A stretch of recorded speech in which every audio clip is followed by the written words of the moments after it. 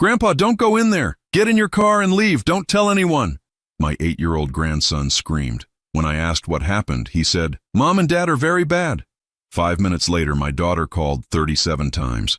I already suspected why, so I put my plan into action. I'm glad to have you here. Follow my story until the end and comment the city you're watching from, so I can see how far my story has reached. I'm Henry, and at 66 years old, I thought I knew everything about my family. I was wrong, dead wrong. It was a Thursday afternoon in late September when I decided to surprise my daughter Amelia with an impromptu visit. She lived about 40 minutes away in one of those pristine suburban neighborhoods where every lawn looked like it belonged in a magazine. I'd been meaning to see my grandchildren more often, especially little Tommy, who was 8, and his sister Layla, who was 6. Life had been keeping me busy since my wife Martha passed 2 years ago, and I felt guilty about not being the grandfather I wanted to be. The drive over was pleasant enough. I stopped at the toy store and picked up a new puzzle for Tommy and some art supplies for Layla. Simple gifts, but I knew they'd appreciate them. I was humming along to an old Sinatra song on the radio, feeling good about my spontaneous decision to drop by. When I pulled into Amelia's driveway, everything looked normal. The house was a beautiful 2-story colonial with white shutters and a perfectly manicured front yard. Albert's black sedan was parked in the garage, and I could see Amelia's car too. Good, I thought. The whole family would be home. I grabbed the gifts from the passenger seat and walked up the stone pathway to the front door. The afternoon sun was warm on my back, and I could hear the faint sound of children playing somewhere in the neighborhood. It felt like the perfect setting for a family visit. But before I could even reach the door, it flew open. Tommy burst out, his face flushed and his eyes wide with something I couldn't quite identify at first. Fear? Panic? He ran straight to me, nearly knocking me over as he grabbed onto my legs. "Grandpa, don't go in there," he said, his voice high and urgent. "Get in your car and go away. Don't tell anyone you came here." I set down the gifts and knelt to his level, my heart immediately racing. In all my years as a father and grandfather, I'd never seen a child look so genuinely terrified. His little hands were shaking as they gripped my jacket. "Tommy, what's wrong? What happened?" I asked, trying to keep my voice calm, even though alarm bells were going off in my head. He looked over his shoulder toward the house, then back at me. "Mommy and Daddy are very bad people," he whispered, as if someone might overhear him. "They told me never to tell anyone, but Grandpa, they're really, really bad." My blood ran cold. The way he said it, the tremor in his voice, the way his whole body seemed to be vibrating with nervous energy. This wasn't a child being dramatic about getting in trouble or not getting his way. This was genuine terror. "Tommy, slow down," I said, placing my hands on his small shoulders. "Can you tell Grandpa what happened? What did Mommy and Daddy do?" He shook his head frantically. "I can't tell. They said if I ever tell anyone, something really bad will happen. But Grandpa, I don't want you to go in there. Please don't go in there." That's when I noticed Layla standing in the doorway. She was partially hidden behind the frame, but I could see her little face peeking out. Even from a distance, I could tell she'd been crying. Her cheeks were red and blotchy, and she had that hollow look children get when they've been scared for too long. "Hi, sweetheart," I called to her gently. "Come say hi to Grandpa." She shook her head and disappeared back into the house. Tommy's grip on my jacket tightened. "She's scared too," he said. "We're always scared now." The words hit me like a physical blow. Always scared? What did that mean? I'd been to this house dozens of times over the years. Amelia and Albert had always seemed like loving parents. Sure, they were a bit strict, but nothing that raised any red flags.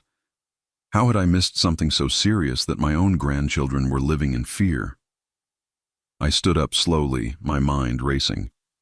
Tommy was still clinging to me, and I could feel him trembling. I looked toward the house and saw a curtain move slightly in one of the upstairs windows. Someone was watching us. "Tommy," I said carefully, "are you and Layla hurt? Did someone hurt you?" He looked confused by the question, which somehow made it worse. "Not hurt like with hitting," he said. "But they make us do things and they say things that make my tummy feel sick all the time." Before I could ask what kind of things, I heard footsteps approaching from inside the house. Tommy's whole body went rigid. "They're coming," he whispered. "Grandpa, please just go, please." If they know I told you anything. The front door opened wider, and Albert appeared. He was smiling, but something about it seemed forced. Too bright, too wide, like he was performing rather than genuinely happy to see me. "Henry, what a surprise," he said, his voice carrying just a bit too much enthusiasm. "We weren't expecting you." "Hi, Albert," I replied, keeping my voice neutral while Tommy slowly released his grip on me and stepped back. I watched as my grandson's entire demeanor changed in an instant. The terrified, desperate child from moments before seemed to vanish, replaced by a quiet, almost robotic version of himself. "Tommy, why don't you go inside and wash up for dinner?" Albert said, still maintaining that unnaturally bright smile. "Yes, Daddy," Tommy replied in a flat, emotionless voice that sent chills down my spine. He walked past Albert into the house without looking back at me. His shoulders slumped in a way that seemed far too heavy for an 8-year-old. "Kids, you know how they are," Albert said with a laugh that didn't reach his eyes. "Always getting worked up about nothing. Come on in, Henry. Amelia will be so excited to see you." But as I looked at Albert's face, at the way his smile never wavered, at how quickly Tommy had transformed from a terrified child to a silent, obedient one, I knew with absolute certainty that my grandson hadn't been getting worked up about nothing. Something was very, very wrong in this house, and I was about to find out exactly what that something was. I didn't go inside. Every instinct I'd developed in my 66 years was screaming at me to trust Tommy's desperate warning. Instead, I looked Albert directly in the eye and said, "Actually, I just remembered I have an appointment I can't miss. Tell Amelia I stopped by." The mask slipped for just a fraction of a second. I saw something flash across Albert's face. Surprise, maybe even irritation, before that plastic smile snapped back into place. "Oh, that's too bad," he said. "She really would have loved to see you. Maybe next time you could call ahead?" The suggestion felt more like a threat than politeness. I nodded, picked up the gifts I'd dropped, and walked back to my car with measured steps. I could feel Albert's eyes boring into my back the entire time. As I drove away, I checked my rearview mirror and saw him still standing in the doorway, watching me leave. He stayed there until I turned the corner and disappeared from view. My hands were shaking as I gripped the steering wheel. In all my years of being a father, I'd developed a pretty good sense of when something was off with children. What I'd seen in Tommy's eyes wasn't normal childhood drama or even typical rebellion. That was the look of a child who was genuinely afraid of his own parents. I pulled into a parking lot about 6 blocks away and sat there, trying to process what had just happened. My phone was on the passenger seat, and I stared at it for a long moment before making a decision. If something was really wrong, I needed to know more before I acted. Barging in without understanding the situation could make things worse for Tommy and Layla. That's when my phone started ringing. The caller ID showed Amelia's name. I let it go to voicemail. 30 seconds later, it rang again. Amelia again. I didn't answer, then again, and again. By the time the 5th call came through, I knew Albert had told her about my visit. But the desperation in the frequency of these calls was telling me something else entirely. This wasn't just checking in with her father. This was panic. I decided to drive to a nearby coffee shop where I could sit and think while monitoring the situation. As I ordered a black coffee and found a quiet corner table, my phone continued to buzz relentlessly. Call after call after call from Amelia.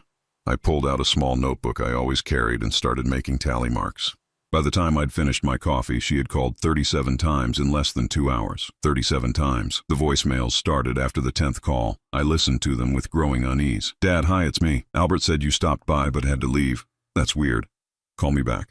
"Dad, it's Amelia again. I'm a little confused about what happened earlier. Can you call me? It's important." "Daddy, please call me back. I need to talk to you about your visit today. There might have been some misunderstanding." The messages grew increasingly frantic as they went on. By message number 15, I could hear the strain in her voice.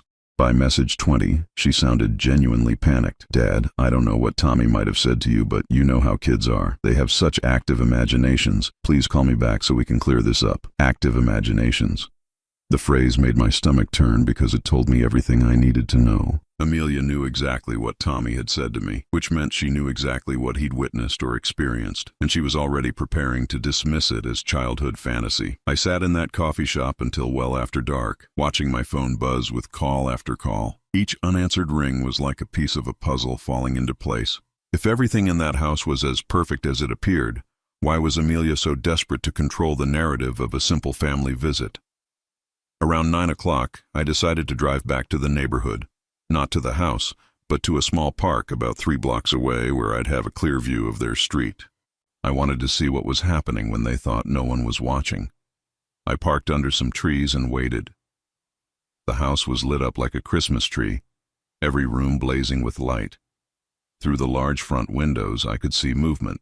Amelia was pacing back and forth in what looked like the living room, her phone pressed to her ear. Even from a distance, her body language screamed agitation. Albert appeared in the window frame several times, and each time he did, Amelia's pacing became more frantic. They were clearly having intense discussions about something, and I had a sinking feeling I knew what that something was. But what really broke my heart was catching a glimpse of Tommy and Layla. They appeared briefly in an upstairs window, and even from my distant vantage point, I could see they were huddled together, 2 small figures pressed against each other like they were trying to disappear. That image burned itself into my memory. Those were my grandchildren, scared and alone in their own home while their parents frantically tried to manage whatever crisis my unexpected visit had created. I stayed there for over an hour, and during that time, the activity in the house never slowed down. Lights went on and off in different rooms. I saw Amelia at various windows, sometimes on the phone, sometimes just staring out into the darkness. At one point, Albert came outside and walked the perimeter of the house, as if he was checking to make sure no one was watching. He came closer to finding me than I was comfortable with, so I decided it was time to leave. But as I drove home, one thought kept running through my mind. Innocent people don't behave this way. Parents who have nothing to hide don't make 37 panicked phone calls because their father stopped by for an unexpected visit. When I got home, I sat at my kitchen table and really looked at my phone for the first time in hours. The call log was staggering. Amelia had called 43 times total. There were also 7 text messages, each one more desperate than the last. "Dad, please call me. I'm really worried about you. Are you okay? Tommy told me he said some silly things to you. Kids say the strangest stuff sometimes. Dad, I'm coming over if you don't answer me soon. Please don't be mad at us. Whatever you think happened, I can explain. I love you, Daddy. Please just talk to me. I'm scared you're going to misunderstand everything." That last message hit me like a punch to the gut. She was scared I was going to misunderstand. Misunderstand what exactly? The only way someone could misunderstand a situation is if there was actually something to misunderstand in the first place. I turned off my phone and went to bed, but sleep was impossible. I kept seeing Tommy's terrified face, hearing his desperate whisper, "They're very bad people, Grandpa." I kept replaying the way Layla had hidden behind the door frame, too scared to even say hello to her grandfather. And I kept thinking about how quickly Tommy had changed when Albert appeared, like a switch had been flipped, like he'd been trained to hide his real feelings the moment his parents were around. By morning, I knew what I had to do. I couldn't ignore what I'd seen, and I couldn't let Amelia's flood of phone calls distract me from the truth Tommy had tried so desperately to tell me. My grandchildren were in trouble, and I was the only one who knew it. The next morning, I made a decision that would change everything. Instead of calling Amelia back or pretending nothing had happened, I decided to do something I'd never done before in my life. I was going to spy on my own family. I know how that sounds. A 66-year-old man lurking around his daughter's neighborhood like some kind of stalker. But Tommy's terror had been real, and those 43 phone calls weren't the reaction of innocent parents. Something was happening in that house, and I was going to find out what. I drove back to the neighborhood around 7 in the morning, parking on a side street where I could see their house but remain hidden behind a row of hedges. I brought my binoculars, the ones I used for bird watching, and settled in to wait. What I saw over the next 3 hours shattered everything I thought I knew about my daughter's family. At 7:15, Albert left for work. Normal enough. But about 10 minutes after his car disappeared down the street, I saw movement in the backyard. Amelia had come outside with Tommy and Layla, and even from my distant position, I could tell something was very wrong with the scene. The children were standing perfectly still, like little soldiers at attention. Amelia was pacing back and forth in front of them, and though I couldn't hear what she was saying, her body language was aggressive, angry. She kept pointing at them, and with each gesture, I could see both kids flinch. Then something happened that made my blood run cold. Amelia grabbed Tommy by the shoulders and shook him, hard. The little boy's head snapped back and forth, but he didn't cry out. He didn't even react. He just stood there and took it, like he was used to it. I had to grip the steering wheel to keep from jumping out of the car right then and there. After shaking Tommy, Amelia knelt down to his level and appeared to be speaking directly into his face. Whatever she was saying, it was making him nod frantically. When she finished, she stood up and walked back toward the house, leaving both children standing in the yard. That's when I witnessed something that broke my heart completely. The moment Amelia was out of sight, both children collapsed. Not physically, but emotionally. Tommy sank to his knees and started crying, not the loud, dramatic crying of a normal child, but silent, body-shaking sobs. Layla rushed to him and wrapped her tiny arms around his shoulders, and they clung to each other like they were drowning. They stayed like that for several minutes, just holding each other and crying in complete silence. Two babies comforting each other because they had no one else. I was reaching for my car door handle when Amelia reappeared. Instantly, both children jumped apart and stood up straight again. The crying stopped. The comfort stopped.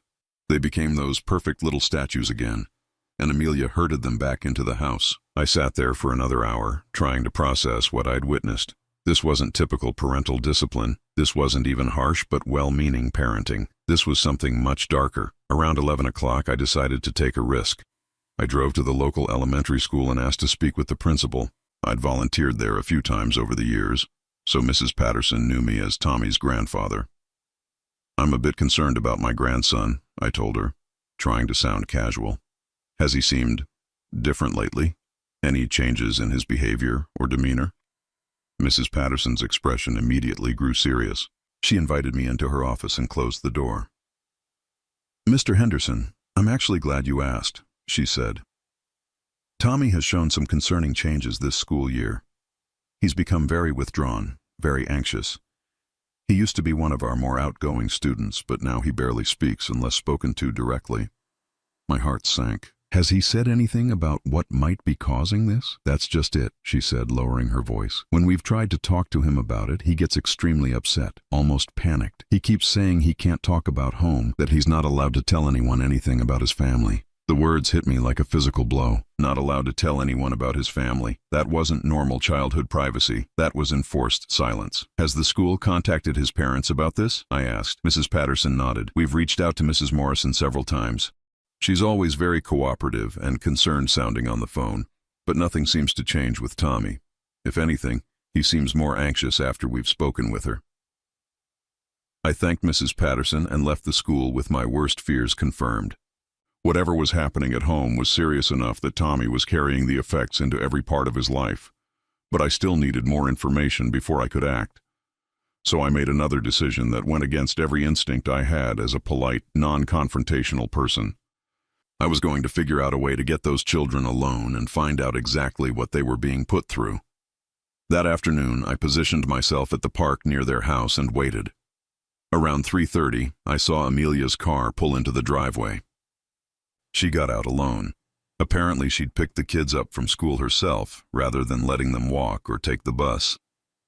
I watched through my binoculars as she ushered Tommy and Layla into the house. But about 20 minutes later, Tommy appeared in the backyard by himself.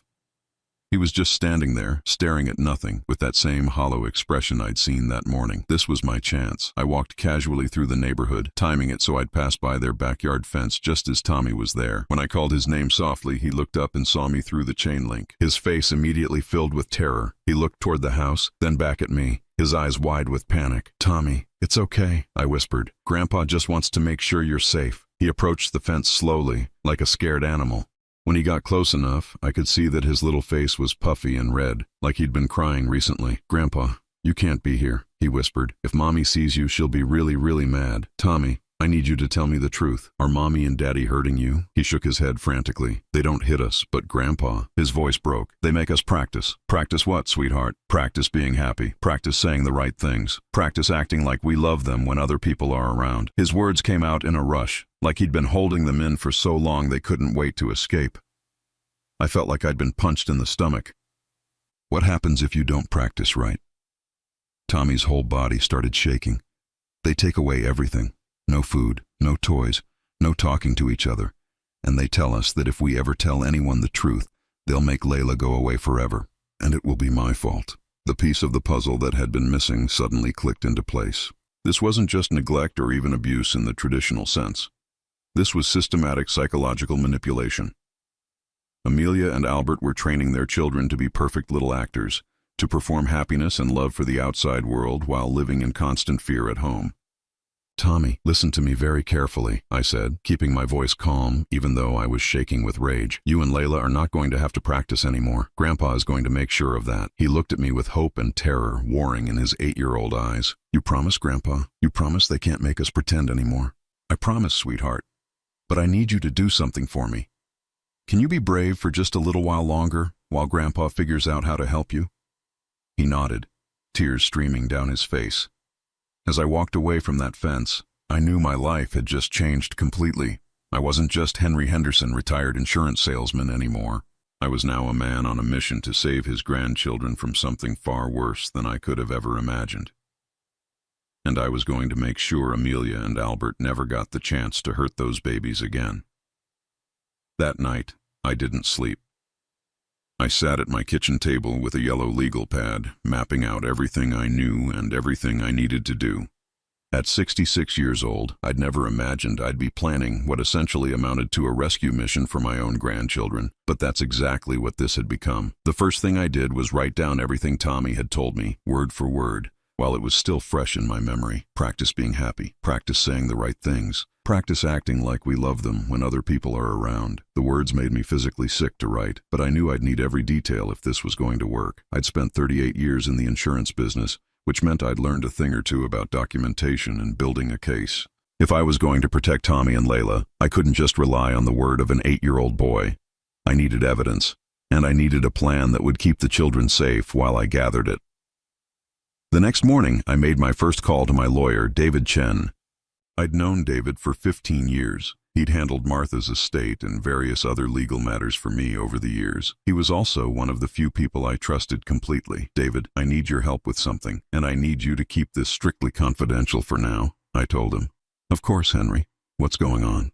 I gave him the basic outline of what I'd discovered, leaving out some of the more emotional details but hitting all the key points. There was a long silence when I finished.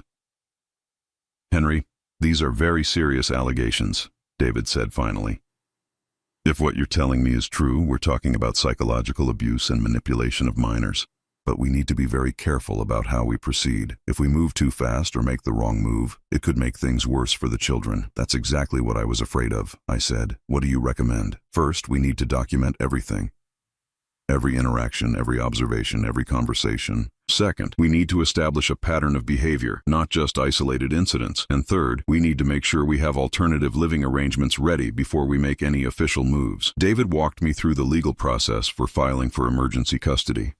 It was more complicated than I'd hoped, but not impossible. The key would be proving that the children were in immediate psychological danger. "The good news is that as their grandfather, you'd be given serious consideration for custody if we can prove the parents are unfit," David explained. "The bad news is that psychological abuse is harder to prove than physical abuse. We'll need to be very thorough."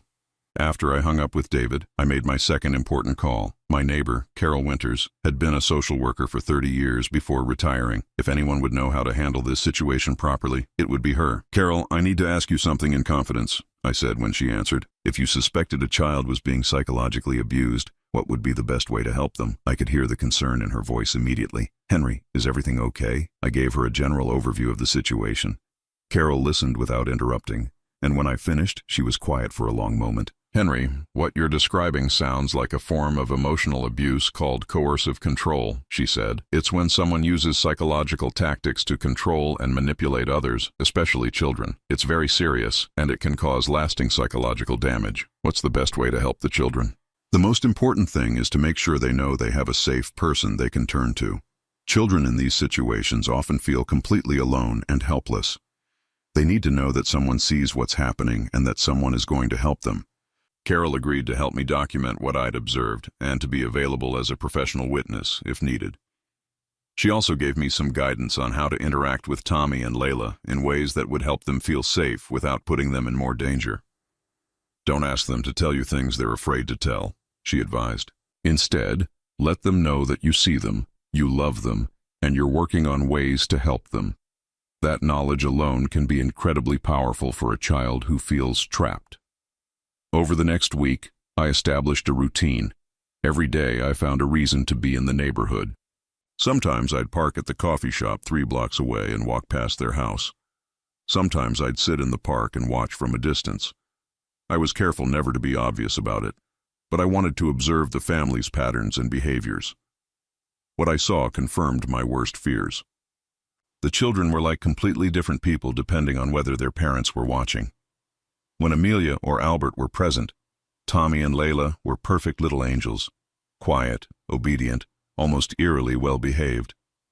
But in the brief moments when they thought no one was looking, they became what they really were: scared, sad children who clung to each other for comfort.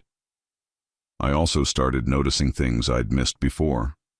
The way Amelia's voice changed when she talked to the children versus when she talked to other adults. The way Albert positioned himself to block other people's view of the children during conversations. The way both kids immediately looked to their parents for approval before answering even simple questions like, "How was school today?"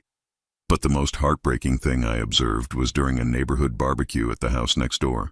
I'd positioned myself where I could see into the backyard, and I watched as Tommy and Layla performed for the neighbors. They smiled on cue, laughed at the right moments, and played the role of happy children perfectly. But when the neighbors weren't looking directly at them, their faces would go completely blank, like actors dropping their masks between scenes. After 2 weeks of observation, I had enough evidence to make me sick to my stomach, but I still needed more before I could act. That's when I decided to take a bigger risk. I started showing up at places where I knew the family would be: the grocery store, the library, the children's school events. I wanted to establish myself as a regular presence in their lives again. But more importantly, I wanted Tommy and Layla to see me and know that Grandpa was watching over them. The first time I appeared at Tommy's soccer game, Amelia looked like she'd seen a ghost. She came over to me with that forced smile I was beginning to recognize. "Dad, what a surprise. I didn't know you were coming to Tommy's game." "Well, I am his grandfather," I said pleasantly. "I want to support him." I could see the wheels turning in her head. She couldn't object to my presence without looking bad in front of the other parents, but she clearly didn't want me there. "Of course," she said. "It's just that you usually let us know when you're planning to come to things." "I'll try to remember that," I said, settling into my lawn chair and making it clear I wasn't going anywhere. During the game, I watched Amelia like a hawk. Every time Tommy made a mistake, missing a pass or being in the wrong position, I saw her face tighten with anger. But when other parents were looking, she was all smiles and encouragement. "Great try, sweetie," she'd call out in a voice that sounded supportive but had an edge to it that made my skin crawl. After the game, Tommy ran over to me, and for just a moment, his face lit up with genuine happiness. But then he glanced at his mother, and that light immediately dimmed. "Hi, Grandpa," he said quietly. "I didn't know you were coming." "I wanted to see you play," I told him. "You did great out there." Before Tommy could respond, Amelia was beside us. "Say thank you to Grandpa, Tommy, and then we need to get going." "Thank you, Grandpa," Tommy said obediently, but his eyes were trying to tell me something else entirely. As they walked away, I heard Amelia say to Albert, "We need to talk when we get home." I knew that conversation wasn't going to be pleasant for anyone, especially not for Tommy. But I also knew that my plan was working. My presence was making them nervous, making them feel like they were being watched. Good. They should feel nervous. Because I was watching and I was getting closer to having everything I needed to get those children away from them permanently. 3 weeks into my investigation, I knew I had enough evidence to raise serious concerns, but I needed something more concrete. Something that would force Amelia and Albert to show their true selves in a way that couldn't be denied or explained away. That's when I came up with a plan that would either give me everything I needed or potentially put me in serious trouble with my own family. I was going to create a situation where they couldn't maintain their perfect parent facade. The opportunity came when I overheard Amelia talking to another mother at the grocery store about how stressed she was planning Tommy's upcoming 9th birthday party. She was going on and on about wanting everything to be perfect, about how important it was for Tommy to have wonderful memories of his childhood. The irony made me want to scream, but it also gave me an idea. That evening, I called Amelia. For the first time in weeks, I was the one initiating contact. "Hi, sweetheart," I said, forcing warmth into my voice. I was thinking about Tommy's birthday, and I'd love to help with the party. Maybe I could host it at my house. I have that big backyard, and I know how much the kids love the swing set Martha and I put in." There was a long pause. I could practically hear her calculating the pros and cons of this offer. "Oh, Dad, that's so sweet of you," she said finally, but her voice was tight. "But we've already made arrangements. The party is going to be at our house." "Well, then let me help with the planning. I could handle the decorations or maybe organize some games for the kids. It would mean so much to me to be involved." Another pause. "Let me talk to Albert and get back to you." I knew she'd agree. They couldn't refuse their children's grandfather's offer to help without raising questions, especially since I'd been making myself such a visible presence in their lives lately. But I also knew they'd want to control every aspect of my involvement. Sure enough, she called back the next day with a list of very specific tasks I could handle. I could bring balloons. I could help set up tables and chairs. I could even handle the photography, since I'd always been good with my camera. But I was not to plan any activities, not to interact with the other parents unsupervised, and definitely not to give Tommy his gift in front of the other children. That last restriction told me everything I needed to know. They were afraid of what I might say or do if I had Tommy's attention while other people were watching. The party was set for the following Saturday afternoon. I spent the week preparing, but not in the way Amelia expected. I arranged for Carol Winters to be, coincidentally, walking her dog past the house during the party. I made sure David Chen knew exactly when and where this was happening, in case something went wrong and I needed legal backup quickly. And I prepared a gift for Tommy that I knew would create exactly the reaction I was hoping for. Saturday arrived gray and chilly, but dry enough for an outdoor party. I showed up an hour early, as requested, with my car full of balloons and my professional quality camera around my neck. Amelia and Albert were already in full performance mode, bustling around the backyard, arranging everything to look perfect. "Dad, thank you so much for helping," Amelia said, giving me a hug that felt completely artificial. "The kids are so excited that Grandpa is going to be here for the whole party." But when I looked around, I didn't see any excited children. Tommy was sitting on the back steps, dressed in new clothes that looked uncomfortable, staring at his hands. Layla was beside him, wearing a frilly dress that seemed more suited for a wedding than a child's birthday party.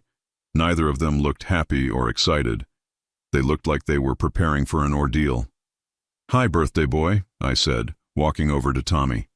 "How does it feel to be 9 years old?" He looked up at me, and for just a moment I saw a flash of real emotion in his eyes. Relief, maybe even hope. But then Amelia was there. "Tommy, what do you say to Grandpa?" she prompted. "Thank you for coming to my party, Grandpa," he said in that flat, rehearsed voice that made my heart ache. As the other families began arriving, I watched Amelia and Albert transform into the perfect hosts. They greeted each family with enthusiasm, complimented the children on their clothes, made sure everyone felt welcome. And they orchestrated Tommy and Layla like directors positioning actors on a stage. "Tommy, honey, why don't you show the Johnson boys your new bike?" Amelia would suggest, and Tommy would obediently lead the other children to the garage.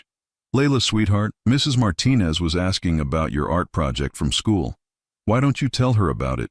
And Layla would recite what sounded like a memorized description of her artwork. I took photos throughout the afternoon, but I wasn't just capturing the party. I was documenting the performance, the way Tommy's smile never reached his eyes, the way Layla kept glancing at her parents for approval before speaking, the way both children became more animated when other adults paid attention to them, as if they were starved for genuine interaction. But I was also watching Amelia and Albert, waiting for the moment when their masks would slip. That moment came when it was time for Tommy to open his presents. All the children had gathered in a circle on the grass, and the pile of wrapped gifts sat in the center. Tommy was directed to sit at the front, with Amelia and Albert flanking him like bodyguards. I positioned myself where I could see everything clearly and started taking pictures. Tommy opened each gift with polite enthusiasm, thanking each child and their parents appropriately. But I could see the strain on his face. This wasn't a child enjoying his birthday presents. This was a child performing the role of grateful birthday boy. Then he got to my gift. I'd wrapped it carefully in bright blue paper, Tommy's favorite color, though I doubted his parents remembered that detail. When he tore off the wrapping, he revealed a simple wooden box with his name carved into the lid. Tommy's face lit up with the first genuine emotion I'd seen from him all day. "Grandpa, did you make this?" "I did," I said. "Open it up." Inside the box was a collection of things I'd saved from Tommy's early childhood. Photos of him as a baby with Martha and me. A little toy car he'd played with during visits to our house.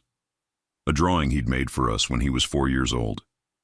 And at the bottom, a letter I'd written to him about how proud I was to be his grandfather and how much I loved him. For a moment, Tommy forgot where he was. He pulled out each item with wonder, examining the photos, holding the little car like it was made of gold. When he found the letter, he looked up at me with tears in his eyes. "Grandpa, this is the best present ever," he said, and his voice was completely natural for the first time all day. That's when Amelia snapped. "Tommy, that's enough," she said sharply. "You have other presents to open." But Tommy didn't hear her. He was too absorbed in reading the letter, his lips moving silently as he worked through the words. "Tommy," Albert said, his voice carrying a warning that made several of the other parents look up. Tommy finally looked up from the letter, and I saw something beautiful happen. For just a moment, he wasn't the scared, obedient child they'd trained him to be. He was a 9-year-old boy who just received something that meant the world to him. "Mom, Dad, look what Grandpa made for me," he said, holding up the box. "He saved all this stuff from when I was little." "That's very nice, sweetheart," Amelia said through gritted teeth. "But we need to finish opening presents so we can have cake." "But Mom, look at this picture," Tommy insisted, showing her a photo of him sitting on Martha's lap. "That's great-grandma Martha. Grandpa says she loved me very much." I watched Amelia's face carefully, and I saw the exact moment when her control started to crack. Her smile became strained, her jaw tightened, and her eyes flashed with something that looked dangerously close to rage. "Tommy, put that away right now," she said, and this time her voice was sharp enough that several of the other children stopped what they were doing to stare. "But Mom," I said, "put it away." Amelia's voice cracked like a whip, and suddenly the entire party went silent. Tommy flinched as if he'd been slapped. The joy drained from his face instantly, replaced by that familiar look of fear. He quickly shoved everything back into the box and closed the lid, his hands shaking. "I'm sorry, Mommy," he whispered. The other parents were staring now, clearly uncomfortable with what they'd just witnessed. Mrs. Martinez looked particularly concerned, glancing between Tommy's terrified face and Amelia's angry one.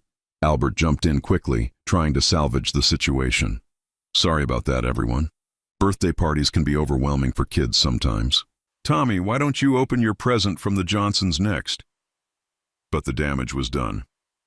I had captured the whole thing on camera, and more importantly, 8 other families had witnessed Amelia losing control over something as innocent as a child being excited about a gift from his grandfather. As Tommy mechanically opened the remaining presents, I noticed several of the parents whispering to each other. Mrs. Martinez kept watching Tommy with concern. Mr. Johnson looked deeply uncomfortable. When the party ended an hour later, I lingered while the other families said their goodbyes. I wanted to hear what they said to Amelia and Albert, and more importantly, I wanted to see how my daughter and son-in-law behaved once they thought the performance was over. I didn't have to wait long. The moment the last guest left and we were alone in the backyard, Amelia turned on Tommy with a fury that took my breath away. "What did I tell you about showing off in front of company?" she hissed, grabbing the wooden box from his hands. "You embarrassed us in front of everyone." "Amelia, he's just a child," I started to say, but Albert cut me off. "Henry, I think you should go," he said coldly. "The kids are tired, and we need to clean up." But I wasn't going anywhere. Not when I'd finally seen behind their mask, and definitely not when Tommy was looking at me with desperate eyes, silently begging me not to leave him alone with them. "Actually," I said, "I think we all need to have a conversation." The backyard felt like a battlefield. The remnants of Tommy's birthday party, scattered wrapping paper, deflated balloons, cake crumbs on paper plates, created an eerily festive backdrop for what was about to become the most important confrontation of my life. "We need to have a conversation," I repeated, my voice steady despite the adrenaline coursing through my veins. Amelia was still gripping Tommy's wooden box, her knuckles white with anger. Albert had positioned himself between me and the children, as if he were protecting them from me instead of the other way around. "Dad, not now," Amelia said, but I could hear the panic creeping into her voice. "The kids need to go inside and rest." "No," I said firmly. "The kids need to hear this." Tommy and Layla were huddled together near the back steps, watching the adult drama unfold with the kind of terrified attention that children develop when they've learned to read danger in every conversation.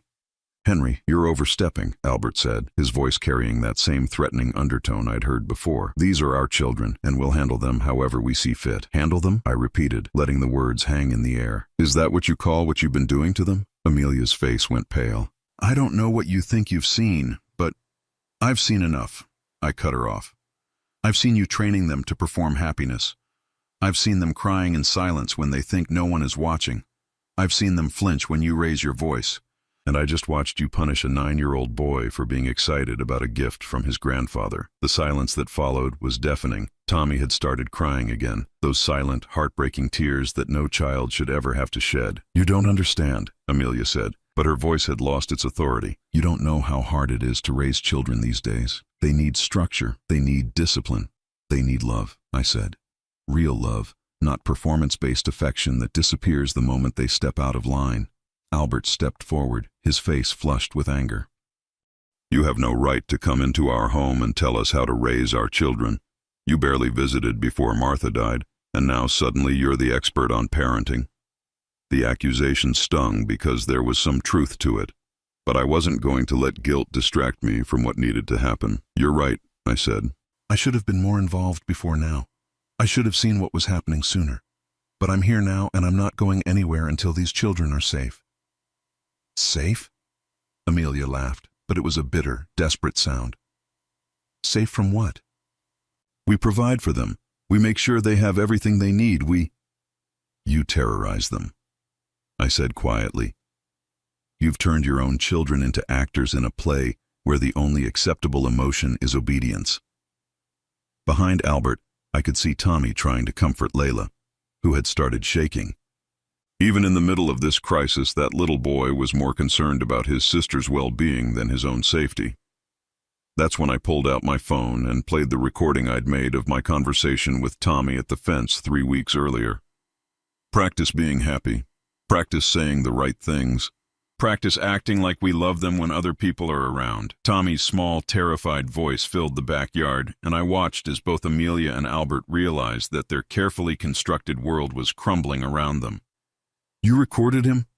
Amelia whispered, her face ashen. "You recorded our son without our permission." "I documented a child asking for help," I corrected, "and I have 3 weeks' worth of observations, photographs, and witness statements that back up everything he told me." Albert lunged toward me, but I stepped back calmly. "I wouldn't, if I were you. Not with the children watching, and not when Carol Winters has been recording this entire conversation from her position at the fence."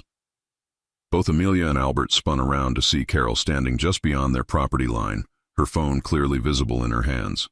As a retired social worker, her testimony would carry significant weight in any legal proceeding. "You set us up," Albert said, his voice filled with disbelief. "I created an opportunity for you to show your true selves," I replied, "and you didn't disappoint." Amelia sank into one of the party chairs, the wooden box still clutched in her hands. For the first time since this whole nightmare began, she looked like what she really was. A broken woman who had been taking her pain out on innocent children. "We never meant to hurt them," she whispered. "But you did hurt them," I said gently. "Every day, in ways that might take years to heal.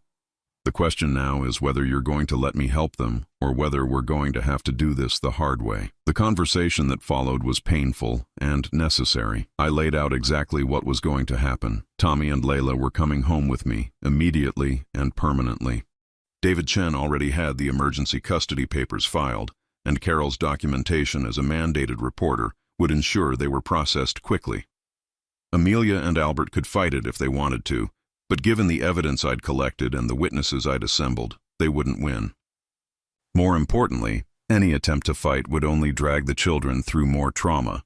"There are children," Amelia said, but her voice was hollow. "No," I said firmly. "You gave up the right to call them that when you decided to treat them as objects instead of human beings." When it came time for Tommy and Layla to pack their things, I was amazed by how little they wanted to take with them. A few clothes, some books, and the wooden box I'd given Tommy. That was it. Everything else in that beautiful house held no sentimental value for them because it was all part of the performance. As we loaded their small bags into my car, Tommy looked up at me with eyes that seemed far too old for his 9 years. "Grandpa, are we really not coming back?" "Not unless you want to," I told him, "and only if it's ever safe for you to want to." Layla slipped her small hand into mine. "Will we have to practice being happy at your house?" The question broke my heart all over again. "Sweetheart, at Grandpa's house, you never have to pretend to feel anything you don't really feel. If you're sad, you can be sad. If you're scared, you can tell me. If you're happy, it will be real happiness, not something you have to perform." 6 months later, I was sitting in my backyard watching Tommy and Layla play on the swing set that Martha and I had installed years ago for visits that had never happened often enough. They were laughing, really laughing, not the careful, measured laughter they'd been trained to perform.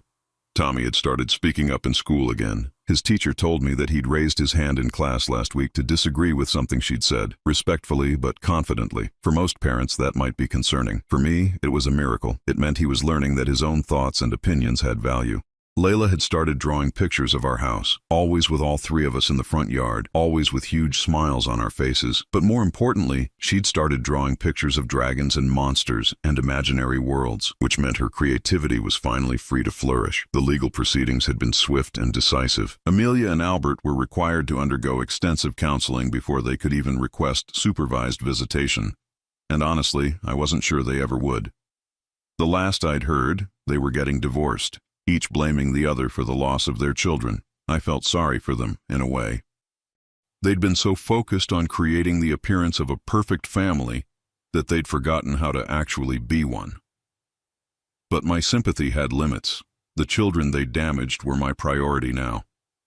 That evening, as I was tucking Tommy into bed, he asked me a question that let me know we were finally moving in the right direction. "Grandpa, do you think I could learn to play baseball? Real baseball? Not just for show." "I think that sounds like a wonderful idea," I told him. "We can sign you up for the community league if you want, even if I'm not very good at it." "Especially if you're not very good at it," I said. "That's how you get better, by trying things and making mistakes and learning from them." He was quiet for a moment, processing this revolutionary concept. At Mom and Dad's house, we weren't allowed to make mistakes. Well, at Grandpa's house, mistakes are how we learn. And the only thing you're not allowed to do is pretend to be something you're not. Tommy smiled, one of his real smiles that had become more frequent over the past few months. I like Grandpa's rules better. As I turned off his light and headed downstairs, I reflected on how much my life had changed since that September afternoon, when Tommy had begged me not to go into his house. I'd lost a daughter in a way, but I'd gained something infinitely more precious: the chance to give two beautiful children the childhood they deserved. My phone sat on the kitchen counter, silent for once. No more desperate calls from Amelia, no more attempts at manipulation or guilt. Just peace. I poured myself a glass of wine and stepped out onto the back porch. The swing set creaked gently in the evening breeze, and I could hear the faint sound of Layla singing herself to sleep upstairs. These were the sounds of a real home, filled with real love and real security. At 66 years old, I'd thought my days of active parenting were behind me. I'd been wrong about that, just like I'd been wrong about so many things. But sometimes being wrong leads you exactly where you need to be. Tomorrow, Tommy had his first baseball practice, and Layla was starting art classes at the community center. We were building a life together, not a performance, not a facade, but a real life where two precious children could finally learn what it felt like to be genuinely loved and accepted for exactly who they were. And that was worth everything I'd had to sacrifice to make it happen.